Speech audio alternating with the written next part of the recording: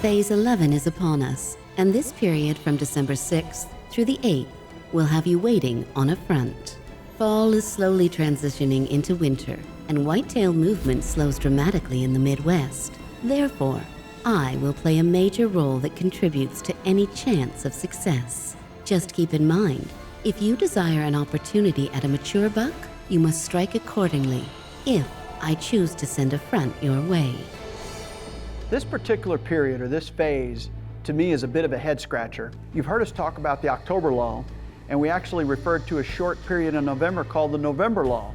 Well, if December has a lull, it's generally during this early part of the month. That's why we called it waiting on a front.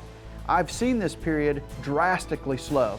Deer just aren't moving at all. The only years when it's really been good is when we've been lucky enough to hit a major Midwestern cold front. Because once that first front in December hits, they get to the food source. Once they hit that food source, they get rather habitual and they'll come almost every evening.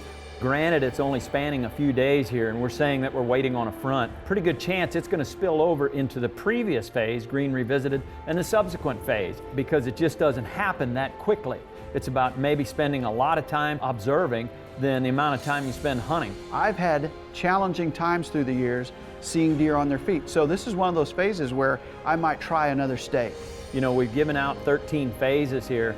They can vary as you travel from north to south, east to west, so you have to make sure they apply for the area that you're hunting. You got to be prepared to be able to change your tactic, and that's what this is all about. It just so happens to get through this phase, you have to locate a deer, find out what kind of food source he's on, and take that MRI, that most recent information, and apply it to your area. You know, we call it waiting on a front, but if you hit it and you get the front of all fronts like we did this year, it can be extremely productive, as you'll see.